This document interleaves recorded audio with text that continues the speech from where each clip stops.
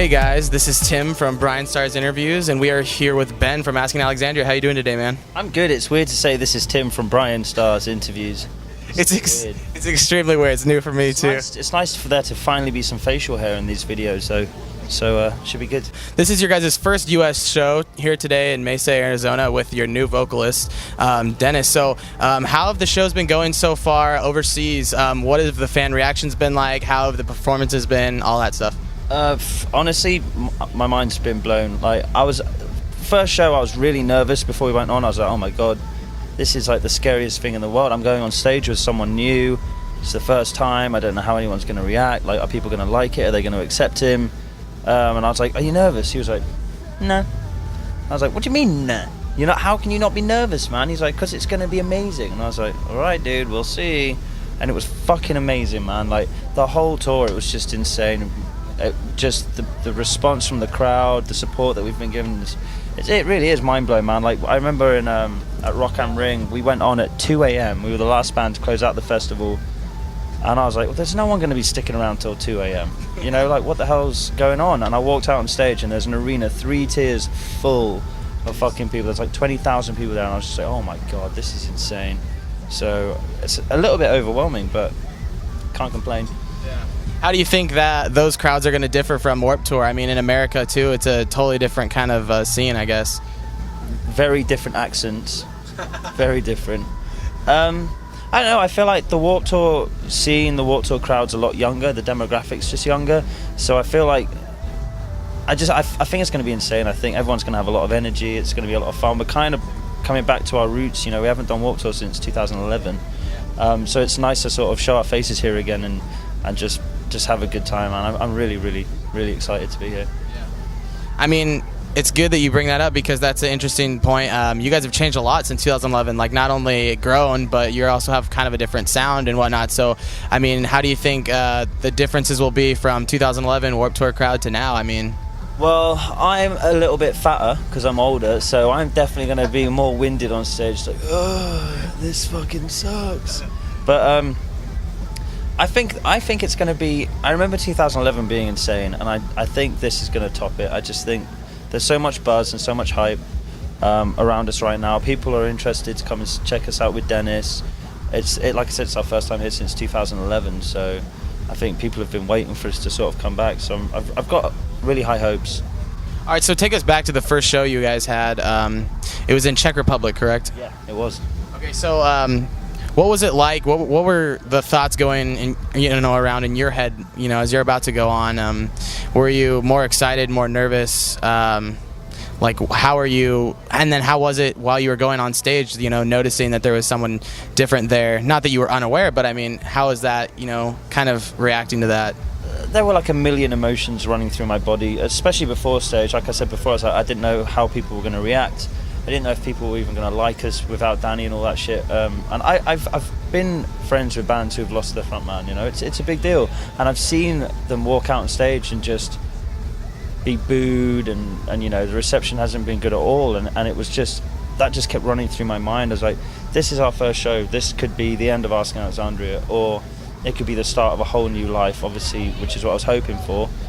And as soon as I went on stage, literally within about 5 seconds, I was just like, this is the start of something spectacular. Like, the crowd was just insane, the energy was insane. Being on stage with Dennis didn't even feel weird. Like, it just felt completely natural. I was like, this is sick. I was watching him and he just had the biggest fucking shit-eating grin on his face the whole fucking time, man. I was like, that's sick. He's having fun on stage. That's refreshing, because Dэнni wasn't having fun on stage with us, so it was nice to see, man, and then everything's just got better from there.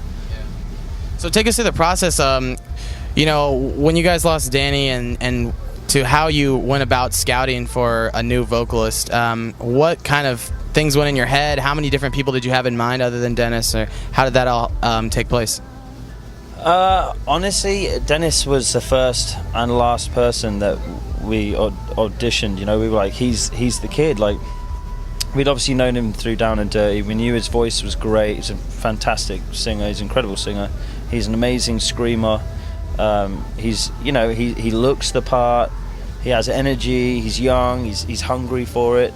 and we were like, this is the dude. Like this is what we've been missing for the last 2 or 3 years, and we did not contact anyone else to try out or anything. We were like, dude, we want you. Do you want to join our family? And he was like, nah, you guys suck. And I was like, dude, come on, man, we're okay. And he's like, you're okay, but nah. And I was like, I'll give you blowjobs and money. And he was like, okay, dude, I'll join your band. In that accent, exactly. Too. Exactly in this accent, man. It's really good. All right, so after finishing the recording process for this new album, what's something you guys accomplished that you never thought would be possible before, or something that you thought you grew as a specific artist, you know, like in your own craft? What if we with this new album? Yeah, this upcoming album. Dude, we've got a new fucking singer. Like that in itself, you know, it's. I don't know. The album's not out, so I don't know what we've accomplished. You know, we've never gone into a studio thinking we want to write this. We just always go in and write whatever feels right. You know, like I'll sit down and just play, and whatever comes out, that's what this album's going to sound like. But one thing that was a huge difference, which was really refreshing, is Dennis was really involved with the writing. You know, like he would critique me, he would give me ideas, he'd be like, I've heard you do better, and he really pushed me. Whereas Danny would just kind of not do anything, and I'd send him the songs, and he'd be like, that shit, I don't like it, it's too heavy. And then if I have to do it, I'll do it. You know, so there wasn't much interaction between me and Danny, but with Dennis, he was very hands-on, you know, like he wasn't in the country for a lot of it, so we did a lot of FaceTime calls, a lot of texting, a lot of just late night mobile calls and stuff, and he was really involved. So I think that's just made for a better, more well-rounded album, especially because he was a fan of the band before. So I'd send him something and he'd be like, dude, I've heard you do better than this, like this is not your best work, like what you're doing, which was awesome, you know. So I definitely think this is our the best Asking Alexandria record that we've ever written. I think old fans are going to love it, and I think new fans are going to love it. I don't see how you can't. It's just, I hate to sound cocky, but it's so good. Like I listen to the songs, and like I'm singing them, they're stuck in my head, which is something I've never done with our records before. I never wanted to sit down and go, oh man, I wish I could just get in the car and play my music, but that's kind of arrogant, so I can't, but I really want to. Does anyone else want to hear Asking maybe? Yeah? You do? Okay, fine, I'll play it. You guys had an entire record like written, didn't you, with Danny before the departure happened, correct? Yeah. Okay. I flew our engineer out, Sam Graves, to Mayhem, and I spent the whole summer writing a record, and Danny was like, I don't want any heavy songs. He wasn't into heavy songs, so I was like, that's fine, I'll fucking write music that I think Danny's gonna love. And it was just what I ended up writing. I think the songs were great, I really do, and I still love the songs, but it wasn't Asking. It sounded like a shitty Avenged Sevenfold, you know, and I love that band, and we were on tour with that band, so I took so much inspiration from them, and I was like, maybe Danny will be happy doing this because it's more rocky, he'll get to sing more, there's no breakdowns, and I don't even think he really liked that, honestly, which was kind of disheartening, but it just wasn't Asking. It was a great record, but it wasn't us. I was trying to write for someone that didn't want to be in this band anymore, so it didn't sound like this band. So, I mean, that's another point that I wanted to bring up was, in comparison to previous Asking Alexandria releases, how does this upcoming album compare? Because, you know, Asking was going towards a radio rock sort of thing, and that did influence, you know, the way you were writing. So how does this album compare, you know, from previous releases, and what kind of albums is it kind of closely related to from your guys' discography? I think there are some huge arena rock songs, you know, and just massive songs that I can just see in an arena, just thousands of people singing every word from start to finish, you know, so that they're not heavy, but they're just great songs.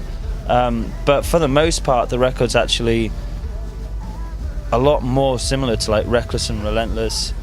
We've brought a lot more of the electronic influence back. Obviously Stand Up and Scream was very electronic driven, and we've brought a lot of electronics back to this. Not in the same way, it's not techno or anything like that, but there's a lot of like electronic sounds and ambience and stuff, which is really cool. And I don't know, we wanted to feel young again, you know. So I sat down with Joey and I listened to Stand Up and Scream from start to finish, and I listened to Reckless and Relentless from start to finish, and I was like, these albums are sick, man. I miss that raw energy, that aggression, that passion that we had. And so I think we've brought a lot more of that back into this new record. Yeah. So aside from instrumentation, how have like lyrics evolved on this upcoming record? What new topics do you guys talk about, or how is the theme of the record kind of different? At first, I was writing all the lyrics, and I was pissed off with Danny. I was upset at the situation. I was like, "Fuck you, dude! You fucking bailed. You're my best friend in the whole wide world, and you basically turned your back on me." You know what I mean? And so the lyrics were quite aggressive and pretty hateful, pretty spiteful. And Dennis sat me down and was like, dude, you don't want this record to be about Danny. You don't want to send out a negative record. This is the start of something great. Like, you're stoked, aren't you? And I was like, yeah, I'm stoked. This is amazing. He's like, so then show that. You know, write about that. Concentrate on the positive shit that you've gone through and what's come from this. Don't dwell on what's happened in the past. And so, you know, taking that into consideration, I think we've written a lot more songs that are sort of about us coming out the other side, you know, and still being on top of the world and still being stronger than ever. And yeah, I mean, there's definitely some songs about drinking and drugs and fucking random bitches on the road, because we are still Asking Alexandria and we love that shit. So we've still got that, but on the most part, it's a much more positive record about just what we've been through. You know, the songs can be taken as the listener takes them, you know, but to me, there's a lot of very personal songs, just about the growth of the band and the fact that we're fucking here and we've made it over this fucking massive hurdle. So lastly, if you could just tell fans what's one thing that you would love for them to take away from this album, if there's, you know, one message or one feeling or anything like that, what's one thing you would love for them to take away from this upcoming album? Honestly, I see a lot of kids online, like, they're really upset, they're depressed, whether they're being bullied, whether their grades aren't good at school, whether their work sucks and not enjoying it, whether they've, you know, lost a relationship or lost you know, a parent or something, whatever it might be. And I just want people to be able to take away from this record that, you know, no matter how shitty things get, no matter how hard life gets and what it fucking throws at you, you can wade through the bullshit and it always gets better. It always gets better. You can't give up. Like, I could have given up. Like, Danny was my best friend for a decade and I could have been like, right, that's the end. But you just can't, you know. We've been through a lot as a band this year. We've had Chris is just, you know, one of my best friends in the world, has just passed away. My mom got diagnosed with cancer. You know, the other guys have lost family members and stuff. Like, shit sucks at times, you know, but it always gets better, and you have to make it better for you. You know, you can't, like Dennis told me, you can't dwell on the past. You have to concentrate on the future and, you know, what you want the future to bring. All right, guys. Well, that concludes the interview. Thank you so much for having us. Yeah, and make sure to check out Asking Alexandria on all of Warped Tour from here on out. And that concludes the interview. So thank you so much for having us. Brian Starr's Interviews, signing out.